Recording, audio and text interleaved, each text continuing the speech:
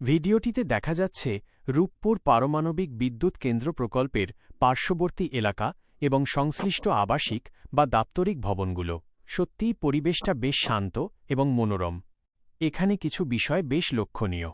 স্থাপত্যশৈলী, আধুনিক নকশার বড় বড় ভবনগুলো এবং তার সাথে বাঁকানো ড্রাম আকৃতির একটি বিশেষ ভবন, সম্ভবত কোনো রিসার্চ বা অ্যাডমিন সেন্টার, এলাকাটিকে বেশ উন্নত রূপ দিয়েছে।